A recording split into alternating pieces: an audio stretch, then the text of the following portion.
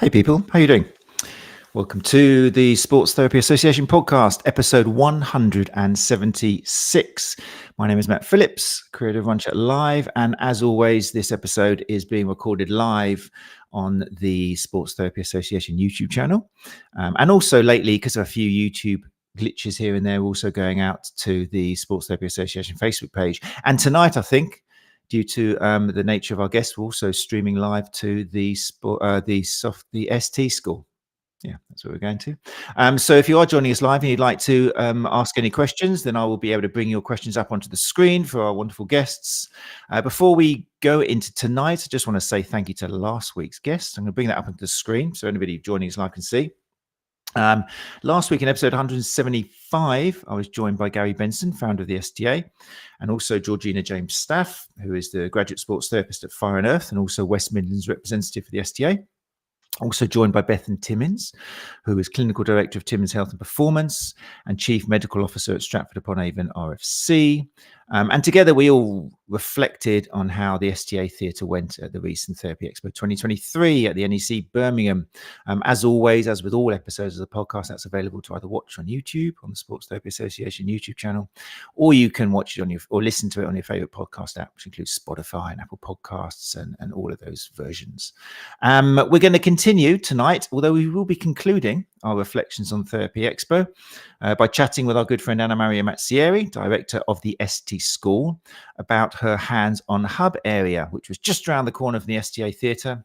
And together, basically, we took over. Let's face it, we're not going to mess around with words. I think, yeah, it was a fantastic success. But we're going to reflect on it and see. Along with Anna Maria, we've also got the pleasure of spending the next hour with Jinty and his last name Sheerin, but not with an A, and Lou Hockings-Thompson, hosts of the Womankind Collective podcast, who spoke not only in Theatre C at TherapyExpo, but also in the Hands on Hub. And we're also going to be joined by Katie Warburton of Hands on Health, who was managing the hub on the day as well. And we're going to see how the Hands on Hub went down for the ST School and Anna Maria Mazzieri. As always, like I say, if you're watching us live and you do want to ask some questions, and I've given permission to my guests just to shout out the questions and I'll bring them up on the screen. This is your chance to ask anything you like to our guests. So do take advantage of that. And if you listen to the podcast, then I hope you enjoy it, and do please leave a comment and a rating. So without further ado, I shall now bring up, who should we bring up first for decisions now? Let's bring up the boss, Katie Warburton. No, the boss, Anna Maria Mazzieri. Hey, Anna Maria, how are you doing? Good afternoon. Good evening. Depending in Italy, I guess, where you are. Yes. Yeah, it's still the afternoon. Matt Phillips, good evening. Thank you again for having me. No, absolute pleasure. Very excited to hear how it all went for you in the Hands on Hub this year. I've seen it and I saw the success, and I keep hearing about the success, but it'll be interesting hearing from your mouth to God's ears how it actually went for you over the 2 days. But before we do that, we've got some other wonderful people here to join us. Let's bring up Katie, manager of the managers, who is looking after Hub for you. Hey, Katie, how you doing? The pillar. No, she's the pillar of the Hands on Hub. Wow, the there you go. Pillar. That is that's big words. That is big words. Yeah. So we'll be talking about that later on as well, because people don't realize how much work went into it. Maybe, you know, it's like a roast kind of thing, isn't it? You eat it and it's all over in 20 minutes. But if you know the preparation that goes into it, I kept saying to everybody, it was like preparing a roast dinner. Did you say that? Prepare it all.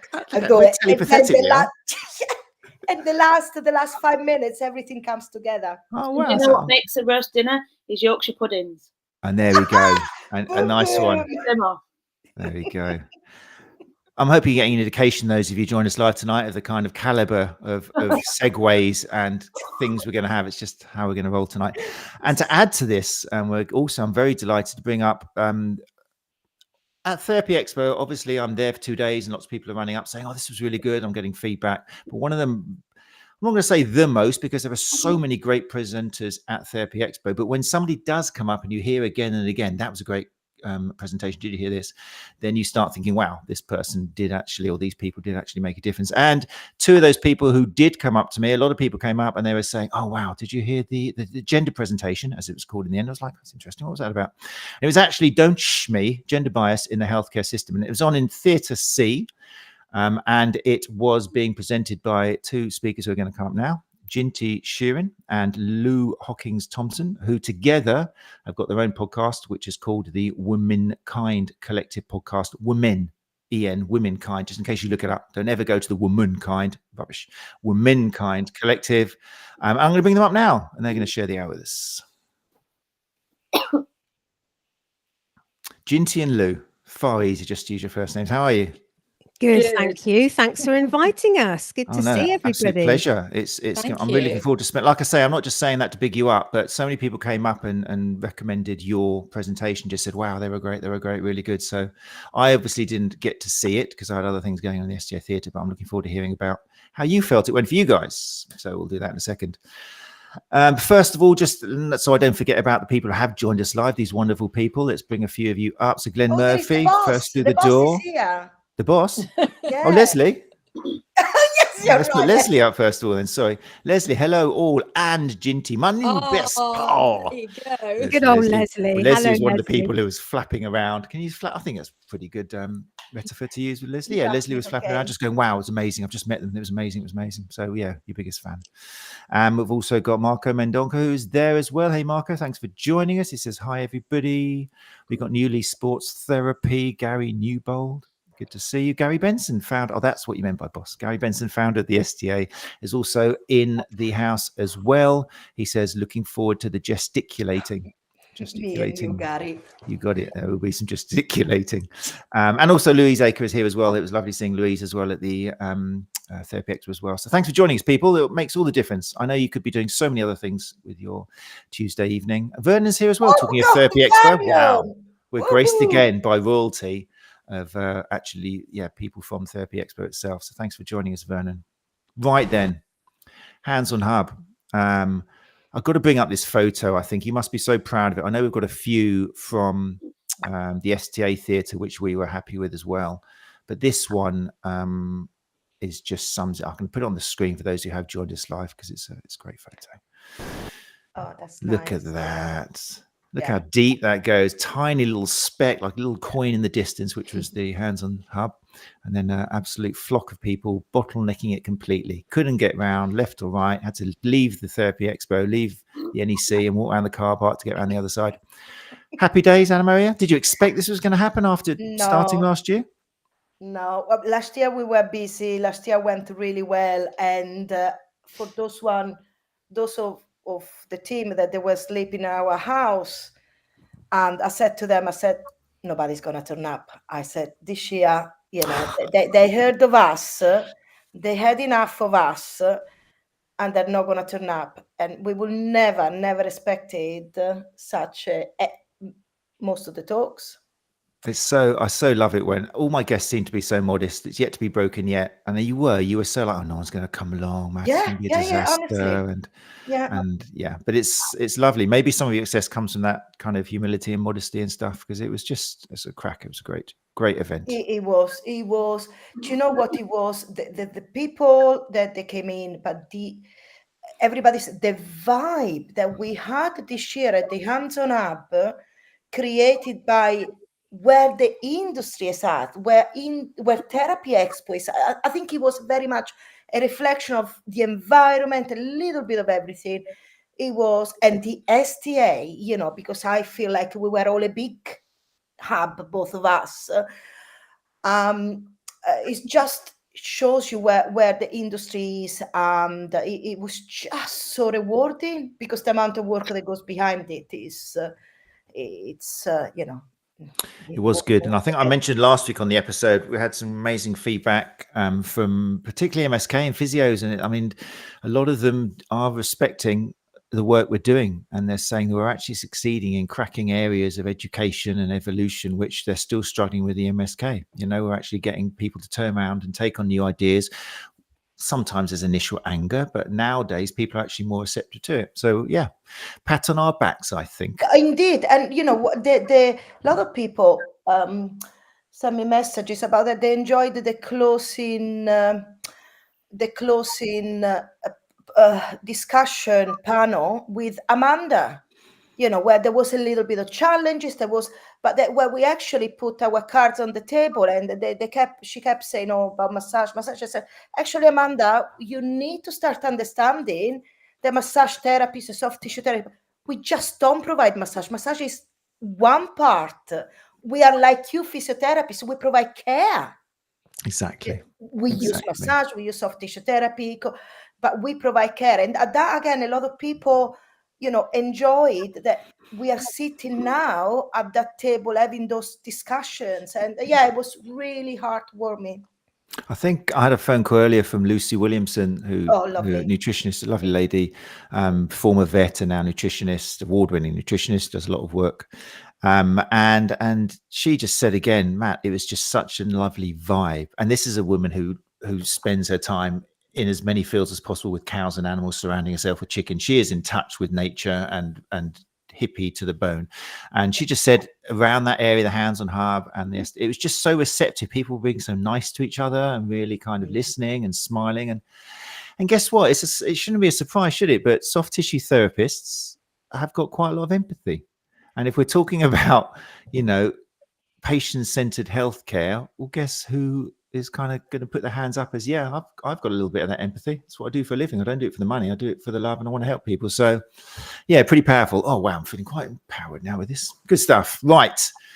We've left them not speaking for probably the longest times in their lives. Jinty and Lou. Have you been to TherapyExpo before? I should have asked you this before, but have you been there before? No, neither of us have. No. So we were TherapyExpo virgins. I was going to say, well, my next question is, how was it for you then? In that case, if you want to go down that route, yeah, how was it for you? Shall I go first, Lou? Because I was there a day. I was there a day before. I was lucky enough to come up for both days, and really didn't have a clue. Didn't know what to expect, and absolutely fantastic. Loved it. On the first day, I was given a lovely a soft tissue T-shirt, which was like a dress, which I was, you know, walking around in, which was fantastic, getting all sorts of questions that I didn't know the answers to. And I saw a couple of talks. I went to see Michelle Lyons in, I don't know what theatre she was in, B or A, and she was down with you, wasn't she, at the STA theatre, which was even better because that was talking about menopause, which tends to be Lou and I's favourite subject. And I saw Serena Simmons, the psychologist, who was talking about how difficult it is to break habits, even if we think or know that they're going to be good for us. And we absolutely loved her. And I got, you know, a free bar of a magnesium massage bar from Lush. Oh, yes, it is. So yeah, and obviously I got to watch, you know, Anna and Katie and people like that do their stuff, which was just phenomenal. It was very holistic. I thought I didn't know quite what to expect, but I love the way Anna and her team include do everything in a very holistic way, you know, talking about everything from you know, using the breath and it encompasses everything. So yeah, loved it. Sorry, Lou, I've taken over everywhere. There's no time for anything else. That's okay. That's fine. Because you've left it to Lou now to talk about what you two do, what your background is, because I'm hoping that a lot of people will, I know for a fact that your names have kind of made it across the airways, and people are talking about you because of both of your presentations, which we'll talk about shortly, but they might not be aware of the podcast, which there will be after this. So yeah, Lou, tell us about how that started and what your goal with that is. There was a question there from Leslie as well, our new favourite fan. So we started in lockdown. Jinty's husband was away, and it was a bad time. It was quite a lonely time, I think, for women, and we both missed our women friends. So we started doing some FaceTime chats and thought we were hilarious. And we were. We still are. And we had a lot to say. So we, I think it was you, Jins, and she said, why don't we start a podcast? And we were like, yeah, why not? And we knew we could start it for minimal amount of money. So I think our first podcast, I was in this room under a duvet, and Jinty was in her bedroom under a washing basket in a duvet. and that's how the podcast was born. really, just us chatting away. And it's grown, and now we've got proper equipment. As you can see, Jinty's in the studio there, and she's got the proper mics, and it's just grown and grown. And we both absolutely love it. The women that we talk to, the lived experiences that we are really blessed to hear. It's been really a great journey. And you've got, I mean, there's a little bit of everything in there, isn't there? You cover obviously the hormone side of it and the menopause and that, but you're also going to family relationships. I think even misogyny is kind of like one of the topics you talk about, and equality. So what is the criteria for what you talk about? How do you encapsulate it? I mean, I like, for example, Michelle Lyons, you mentioned, has that wonderful word ''𝐬𝐵𝐺𝑖𝑡𝑦," which is great. And I didn't know what it meant before, but it's like the study of women, or the embracement of femininity or something. So what gets into your podcast? Has it got any boundaries? No, there are no boundaries. I don't think there are, really. I think if somebody's got a story to tell, we want to hear people's voices, we and do. we want, it's not so much about giving them a platform, it's about us learning to listen properly. I don't think we live in a very fast world where we don't listen. We think we do, we hear, but we don't really listen to people. And I think we were listening to each other, and we thought our friends, would like to listen along as well. And it's those people, like we said in our talk that we did at the expo, in our Don't Shush Me talk, we've had people on that haven't even told their sister-in-laws their stories, but they've come on, and we've been blessed, as Lou said, that they've trusted us and the podcast, that people do want to hear them. They think they don't, well, why would somebody want to listen to me and hear my story? But we do, and until we do, there's still going to be an awful lot of stigma and shame and taboo around our hormones, around menopause, around traumatic birth. Basically, we talk about anything, particularly if it's got stigma attached, because we want to get it out there and let people know that it's okay. And the more we talk about it, the more we listen, the more, stigma and taboo can't survive in the light. It really can't. So we need to get it out of the dark. Fantastic. And it's a great environment, like you say, when you've got two people with characters like yourselves. I love the way you said people see how you listen to each other. And if you see two hosts who obviously listen to each other and reflecting on what each other said, then the audience are going to listen to you as well, because they're thinking, oh, we got ourselves a couple of listeners here, and so they're going to listen to you as well. So I think that sums it up very nicely. Let's just to let people know, obviously it's available on all of the normal places you can listen to a podcast. On the screen I've just brought up Spotify. That's a good option for people without or with Android phones, I think. You've also got Pocket Casts. If you're using an iPhone and you've sold your soul to that, then you've got your own innate app on there. You just click podcast button, and that'll be there for you.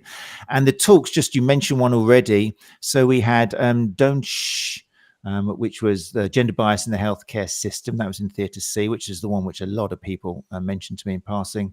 And then you rushed down to the Hands-On Hub to do Riding the Waves, or Menopause, Riding the Waves of Change with yoga and breath work. Can you tell us a little bit, before we go to the Hands-On Hub area, just because it was so popular, what was the premise of Don't Shush Me, Gender Bias in the Healthcare System, and why did you choose that as your title? Lou, or do you want me to go? Go on, Jins. So yeah, basically we wanted to get out lived experiences, and the lived experiences are really important. We'd had a chat with Anna before regarding that, and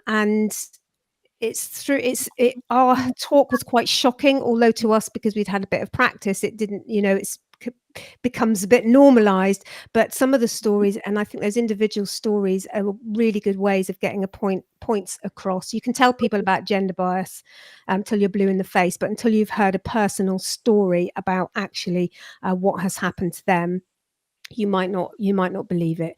So that was really the point, and but particularly in menopause, because that's a lot of what we deal with. So at the end of the talk, we had a lot of signposting that people could send their clients to, because an awful lot of people in the audience, all the booklets went, Lou, didn't they? Even though the theatre wasn't full, all the booklets on every chair went.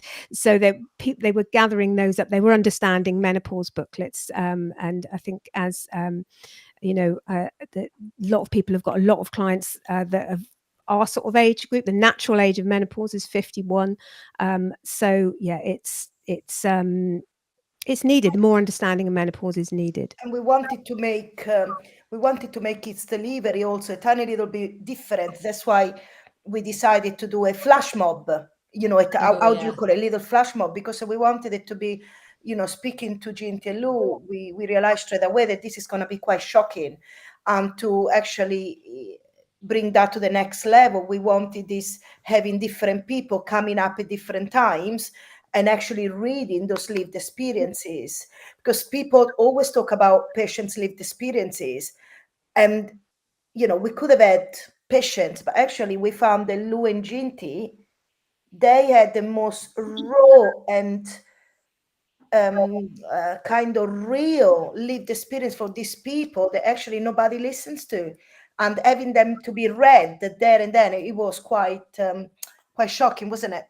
So can you give us an example, some of them, or one or two of the revelations that a lot of soft tissue therapists in particular do find shocking, and they therefore might help them, because they're obviously, the idea behind this is they're going to have these people walking through their clinic, an awfully high percentage of them, not to mention the masquerading symptoms, which might be connected to some kind of female pelvic health, which is being overlooked mainly because of gender bias in our system, where the GP's kind of gone, oh, or they've told the young person just go on the pill, oh, it's just the menopause, deal with it. So we've got all these sort of problems. So what are some of the tales which you do find shock soft tissue therapists?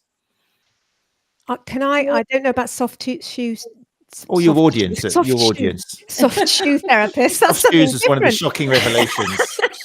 That was one thing we didn't get in on our talk, but we spoke to lovely Claire a few weeks ago on our podcast. Now, she had 10 years of debilitating joint pain. When I say debilitating, she had to walk on her hands and knees off a chair. She could not hold a cup of tea until she drank half of it with a straw, because she had no strength in her wrist. She fell out of a car at Marks and Spencer's because her knees just buckled. Absolute 10 years of this, and she was bringing up twins at the same time on her own, and it took one physio, Dave. In the meantime, she was seeing all sorts of. She's 10 years. She saw consultants, experts, cardiologists. All sorts of people. No one mentioned menopause, even though she was in her late 40s.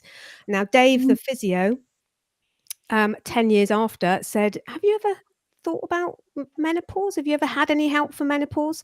As soon as she went, had help for her menopause, which in her case at the time was HRT, doesn't work for everybody, and she's off it now. But at the time, within 2 days of taking HRT, she was like a new woman. So it's therapists it might be the therapists can help join those dots that we don't always do, and that even experts don't. And that's so important for soft tissue therapists, because we're still living, we've talked about this on other episodes, where the courses design soft tissue therapists to always look for an issue, like, oh, you've injured yourself, I know how to do this, I'm going to do this technique, I've just done, and they don't look at the person, and they don't kind of think, right, what's the age of this person, what are the symptoms, what are the red flags? And like you say, you can change people's lives like that just by looking at the person instead of just fixating on the knee or the elbow. And wow, that's quite something else. Do you have here the scarf, ladies?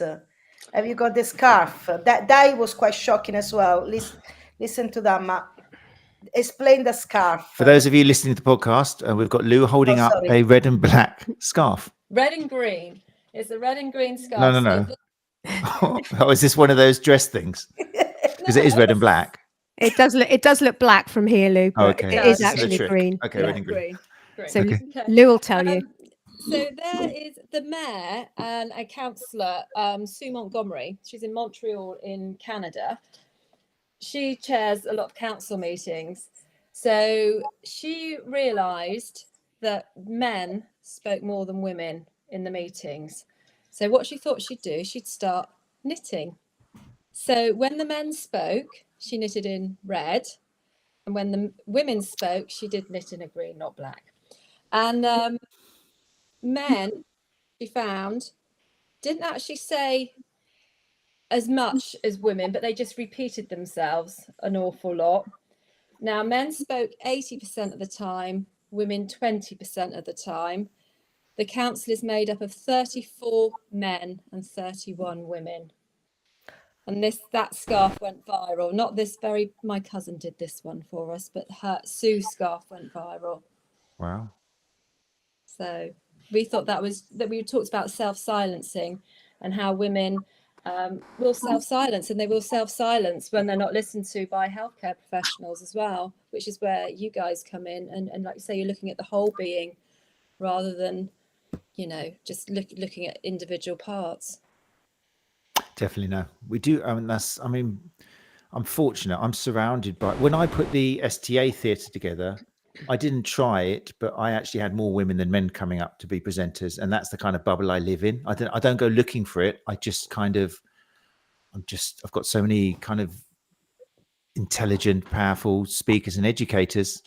Couldn't be on the show tonight, but we've also got but I have people like Anna Maria, and it's just amazing. So I do live in a bubble, and sometimes I'm guilty of not realizing, that it's a totally different picture out there.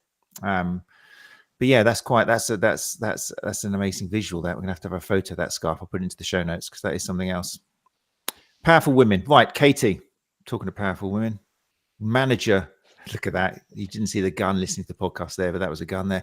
Katie Warburton, managing the hub. Let's bring a few more pictures up of the hub here. Let's just bring this up on the big screen for people who have joined us live. I wanted to bring this picture up because I wanted to think that we don't need to be doing anymore. Sometimes the pendulum swung too far the other way. And although we're not breaking that you were doing there, Anna Maria, but I'm interested, first of all, Katie, how difficult was it to manage this area in the quiet and in the busy? And because there was a team of how many people did you have serving you that day, Katie? Do you know? I can't actually remember. So we have 12. I think we had 12 volunteers. Each day. That's amazing. Running around, all kitted up with beautiful t-shirts. They're all volunteers. This is really important. That's amazing. Yeah. It's because those people are committed to the profession. Mm-hmm. It's like that that's people do it because they love. Yeah, that did stand out. So yeah, Katie, I'm thinking of like managing that and making sure what some of the things you maybe were surprised by and helping the 2 days go by smoothly. What was I surprised by? I don't know, but I went last year and I remember feeling really strongly that it was going to be a lot better this year. It was going to be really much better the next year because we had so much to learn from and we had so many lessons to bring forward. So I emailed Anna earlier this year and said, listen, these are all the things that I think we should do. And people need somewhere to go. It's not like we've created this hands-on hub and people need, when they've got a project, when they've got a passion, they need somewhere to go. And that hands-on hub was the perfect in-person place. And then after that, they also need somewhere to go. So now we have the online hands-on hub as well. But people need a place to go and share their ideas. And I could see that happening. One of my strengths is being able to step back and see what's going on and see the bigger picture. So as I was watching last year, I was thinking, well, this could happen and that could happen. And it didn't feel as cohesive as it did this year, just because it was our first go last year.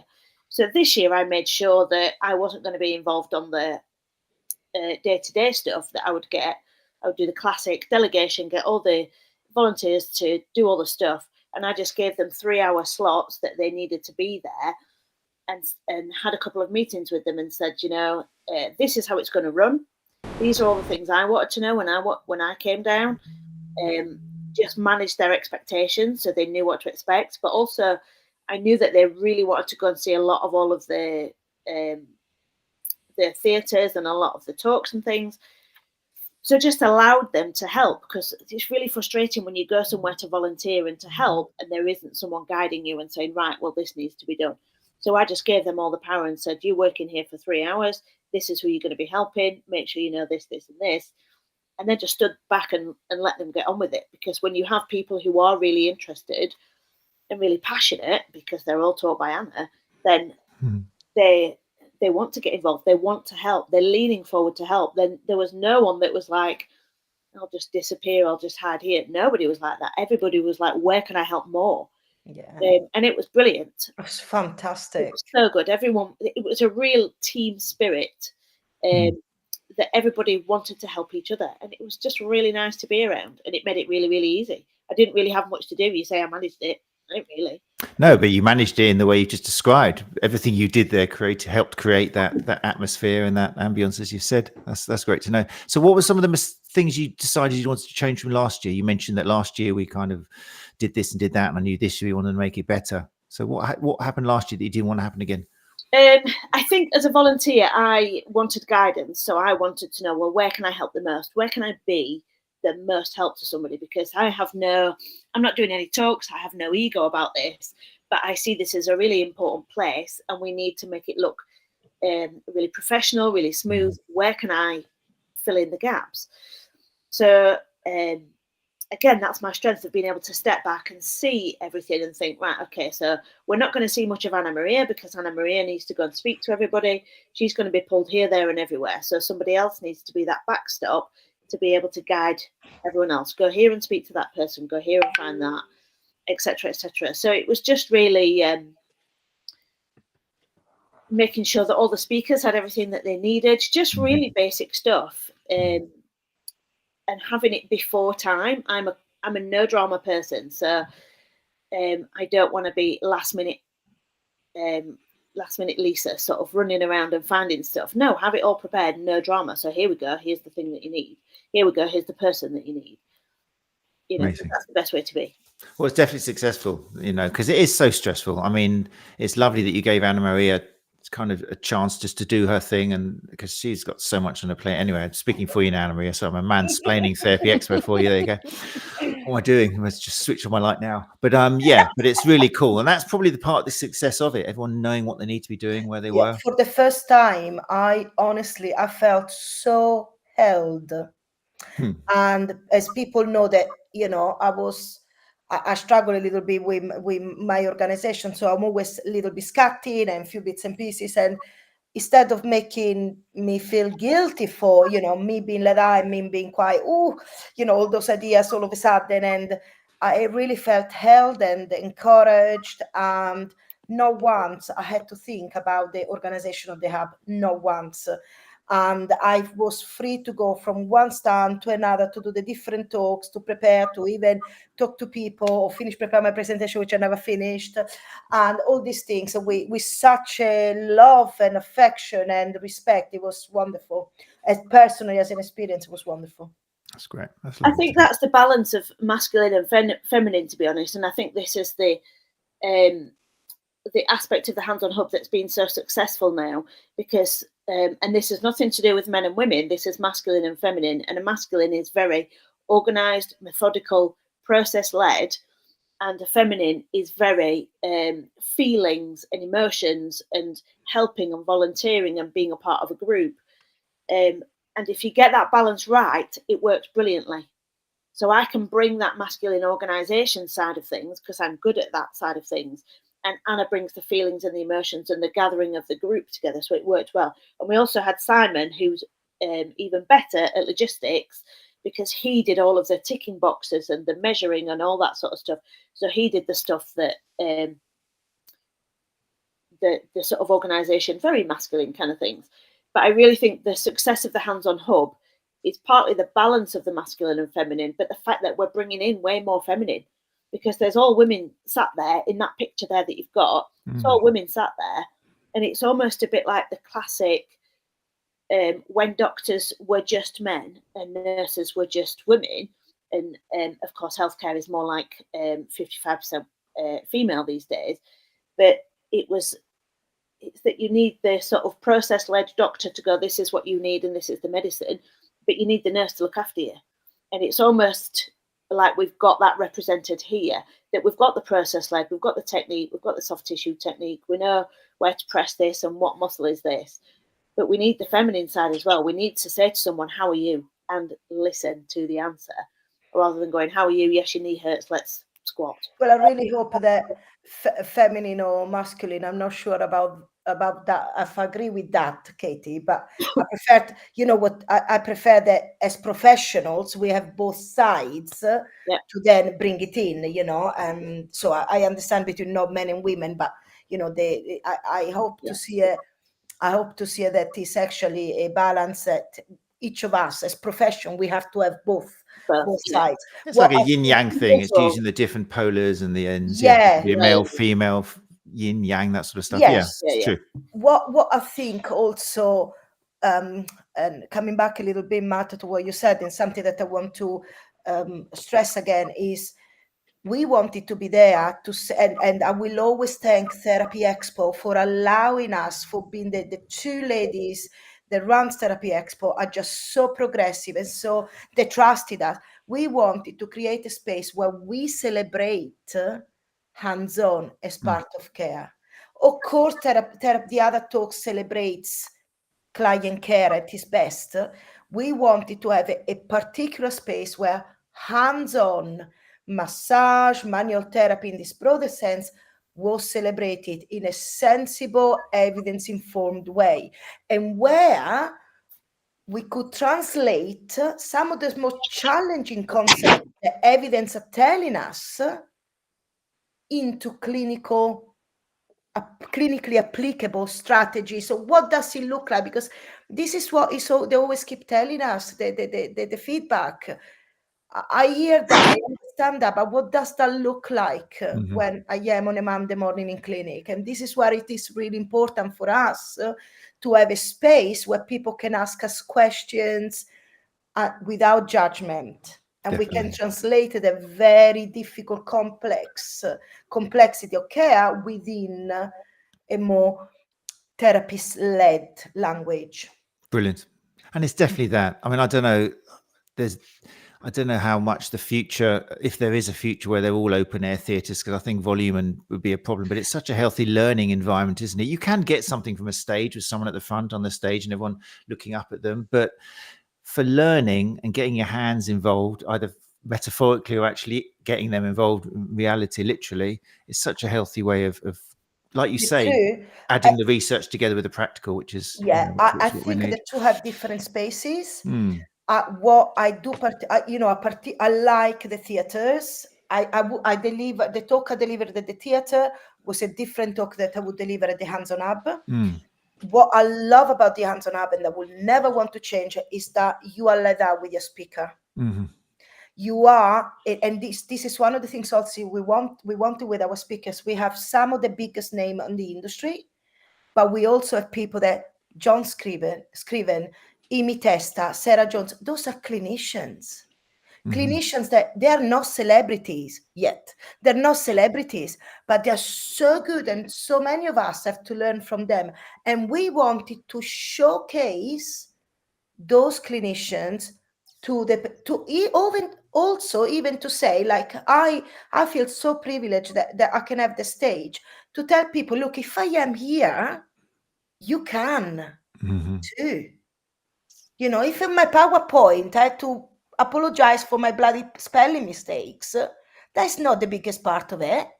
You know, it's what I can have to share with all of you that might be helpful. So if I can do it, everybody. So to create a model in healthcare or in our industry, it doesn't have to be only a certain particular person here. Excellent. And that all comes across. I love it. I love how passionate you're about it. And, just, everything you're saying came across. It worked. Yeah, it works. The same for you guys. I mean, I know, the hands-on hub is our thing, but and I'm not saying that because this is the STA podcast.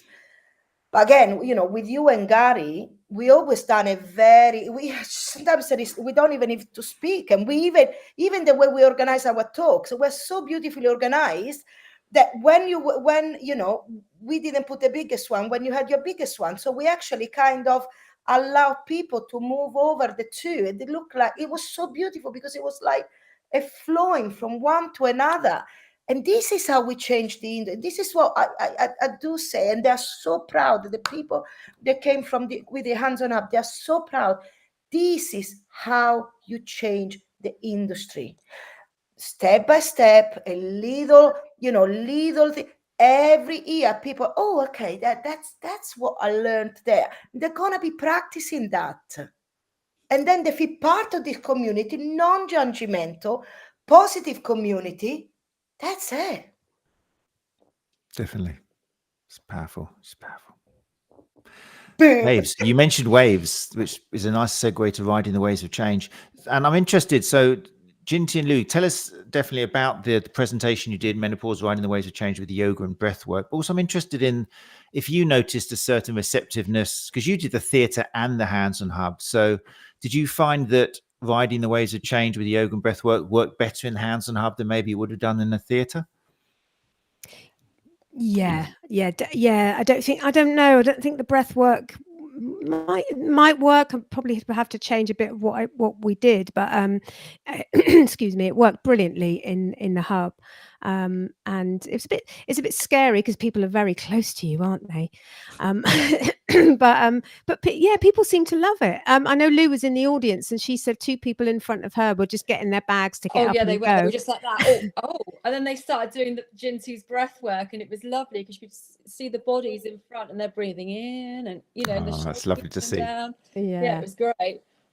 Did you notice that, Jinty? Did you notice that? Did you clock those 2 who were about to leave and then stayed? I didn't see those 2 because they were sort of bit behind, but I did see lots of people coming and sitting on the floor and really really enjoying and taking part in the breath work.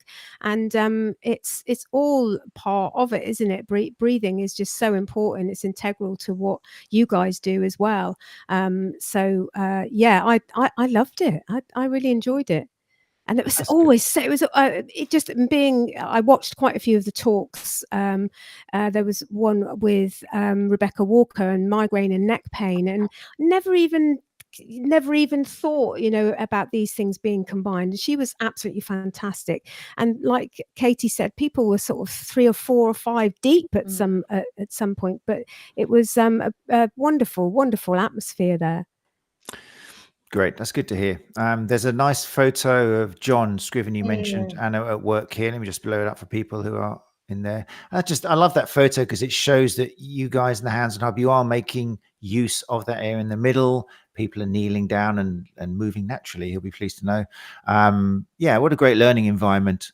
Did you get to see Katie? Were you there for John's one? I couldn't. I was over the other side, but. Or Anna, were you there for John's one? I was really, really pleased because John has been working on that presentation for a long time. John is such an original thinker and is such a methodical thinker, and his presentation was outstanding. And he talked about physical literacy. And for me, he's one of my students. Every day he's in class, I say to him, I am not equipped to teach you because he's already, such a different league. But what I love that he's brought us the world of physical literacy. I never even heard of it. We always worked with philosophy kind of, based on physiotherapy, but this physical literacy, the integration of natural movement and movement as is meant in order to overcome our evolutionary stresses, for me was very, very new. But actually then I realized this is how we use movement, in rehab. We are much more aligned with physical literacy than with other type of movement, more structured. And I really enjoyed his presentation because he literally bridged natural movement and physical literacy for rehabilitation. Was fantastic. And then Amy, and what he was. I was going to mention Amy as well. Yeah, I have every single talk. There is so much behind every single talk. So them 2 never met each other. So he was doing a talk, and Amy always wanted to do something about how we can improve people adherence in rehab, and she loves a play. So they actually got together and they met every single week for months to create this. John was the first part, and Amy was a little bit of a translation in clinic with a play. And you listen to their discussions, you see those discussions, you sit back and you think, oh my God, there is so much, how do you call it, profoundness. There's so much good content in those discussions. I wish people would listen to that. This is true new original thinking that should be listened to, and not some of the I don't know if I can say rubbish that sometimes we are exposed to. I don't know whether you can say that. No, No, that's not say yes, sorry, rubbish. no, I was going to say Let's not something say a rubbish. little bit harsher. But personally, I enjoyed, and you know, then we collaborated with, you know, with James, who we collaborated for years, but we put together this team of a few people, you know, that we created this kind of story, kind of a thread between all of them, and it was just so but I was able to do that this year because I didn't have to think about the very important nitty-gritty of the daily run. So once delegated, and I was able to then hold on to that and look at the presentation, help them make the presentation, and tidied all those things. So I could never have done that last year. Brilliant. Great teamwork. I love the way the common factor between these great people, like you mentioned, Imi Tester and John Scriven and people, they all seem to be kind of your prodigies and your students. And is that just coincidence, or have you got a little bit of a... Well, no. I it's the opposite. I am their how do you call it? What do you call when you see celebrities and you get really excited? Oh, you're a fan. You're a fanboy. Yeah, I am their fan. Wow. It's people that I met or I know. Well, yeah, some of them are my students, but it's people that well, Sarah, John, Simi, and John, they are my students.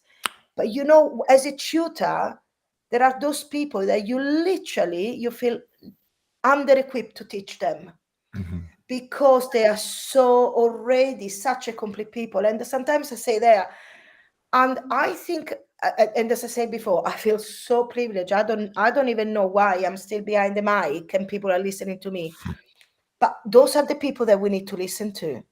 So we need to give them as much exposure as possible. And then actually, you know, the new speaker that I've never met before was Dr. Rebecca Walker, which thanks to Jinty and Lou, we met her. She's a lifestyle doctor and quite focusing on migraine and menopause. And oh my God, she was a revelation. People loved her presentations, and she was such a energetic speaker. Amazing. Fantastic.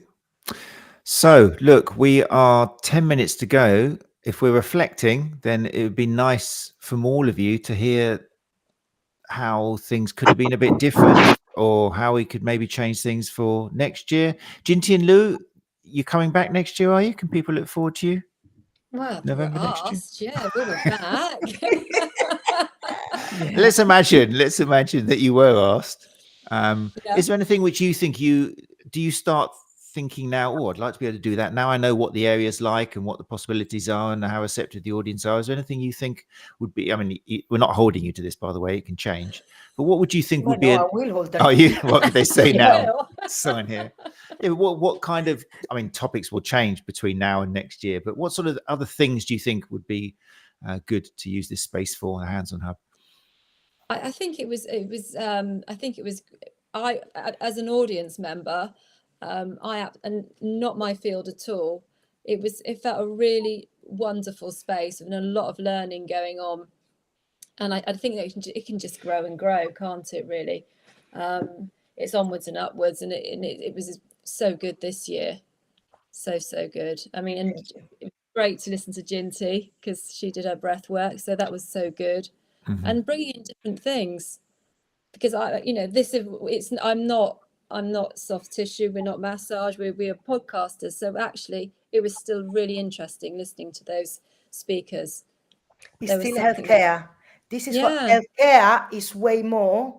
Yeah, than just still healthcare. Yeah, and a lot of the work you do, Jinty and Lou, obviously your whole audience, the people who are tuning in with you, are people who have either been let down by healthcare or need healthcare, and by listening to you, they're getting healthcare. You know. Yeah, that's my. Yeah, you know, absolutely. It's being a podcast. This is healthcare now for a lot of people. You know, we're hopefully therapists are listening, and they'll be able to translate some of the stuff we're suggesting and saying, and give it. So it's all healthcare, isn't it? It's all part of it. And the more we work together, like hopefully doing things like this, is the more benefits there'll be for patients.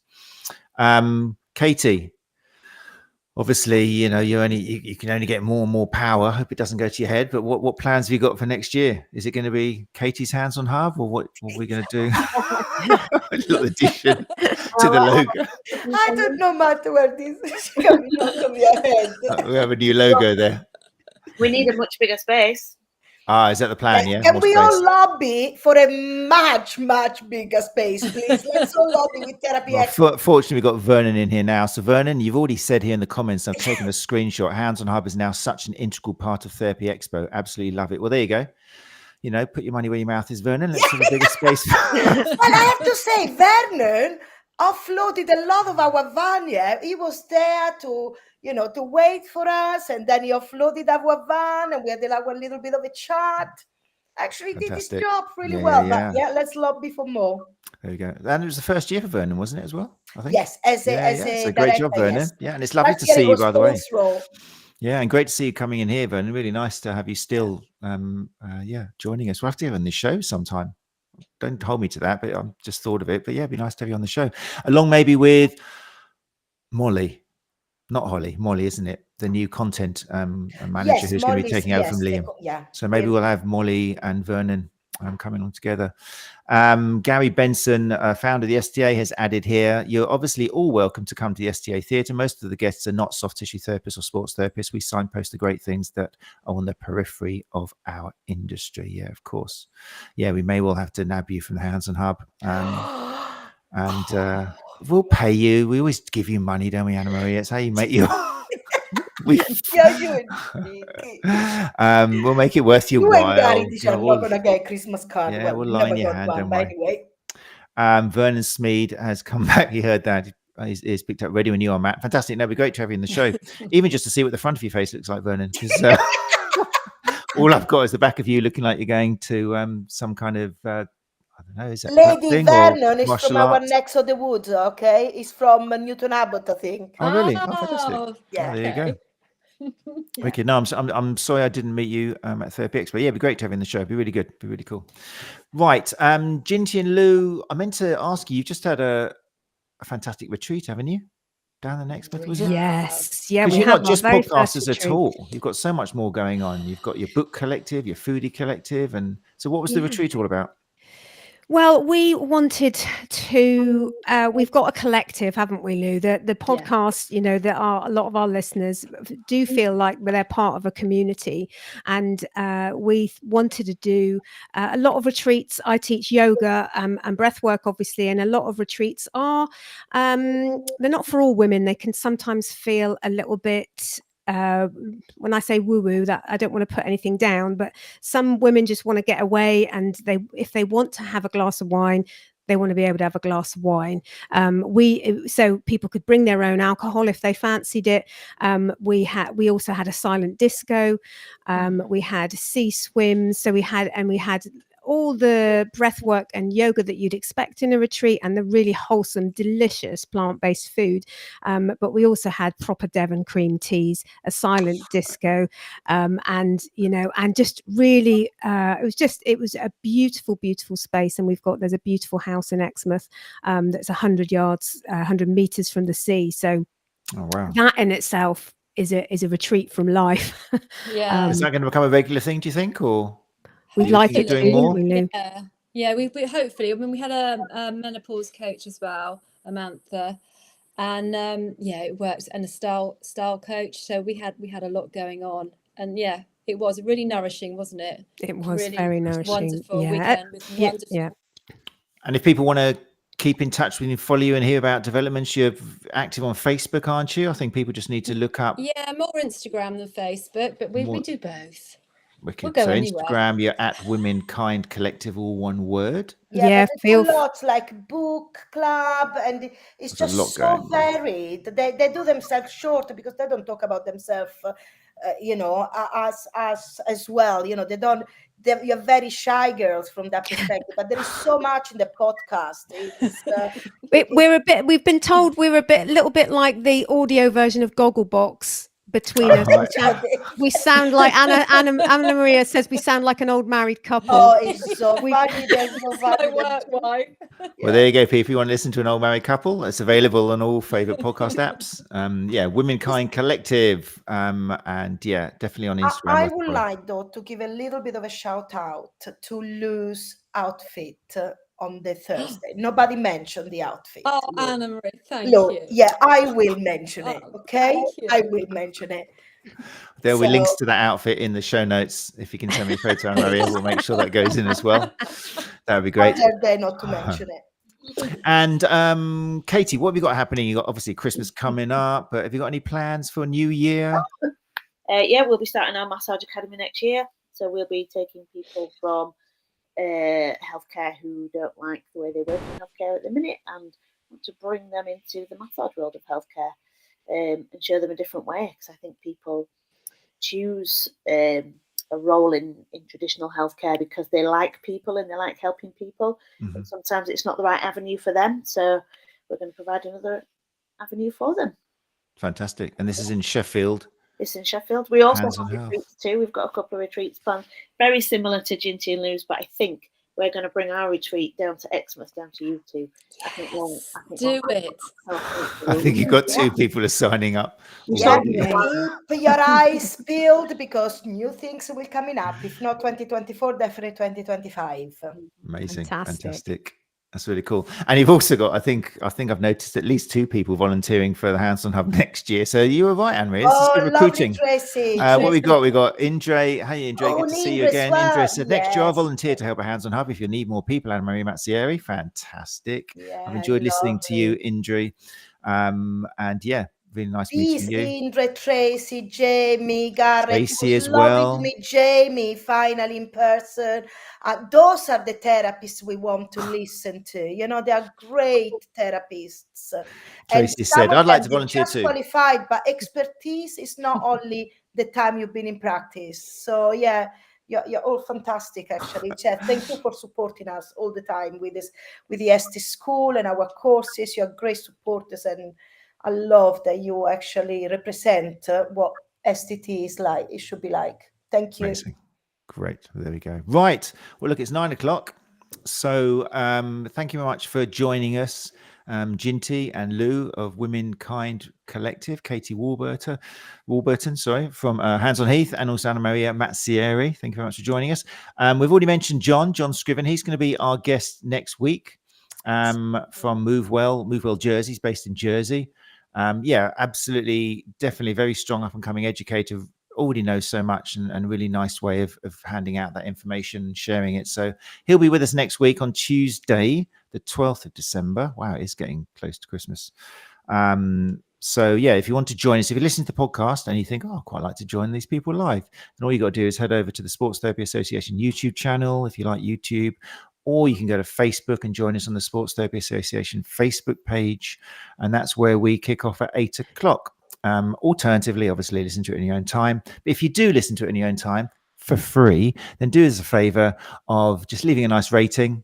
5's always a good big number. And a little comment, nice comment as well, because that just helps the good word of our guests. I always say it, just get out more.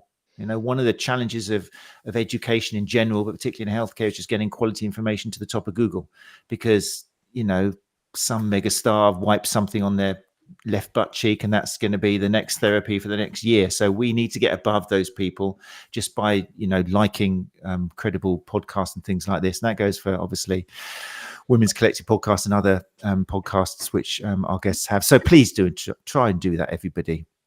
Over 2,000 members in the STA, and we've got about 40 reviews. So I'm not quite sure. We get 3,000 downloads a month. So that's like 2,940 of you who haven't bothered to go into their iPhones yet or whatever. So please do something. Yeah, you're not loaded at all. You know what I mean? I don't want to lay it on thick, but come on, people. Especially on an iPhone. Get a knife. Pull it out your pocket and just do it now. That's you, Jamie. Go on. So thanks very much, people, again. Thank you, people in the live lounge. Really appreciate you joining us live. Makes all the difference. And yeah, Thank we'll you, be everybody. back next week. Thanks, everyone. You can all say Thank you, bye guys. collectively. Thank you. Bye. Bye. Thank you.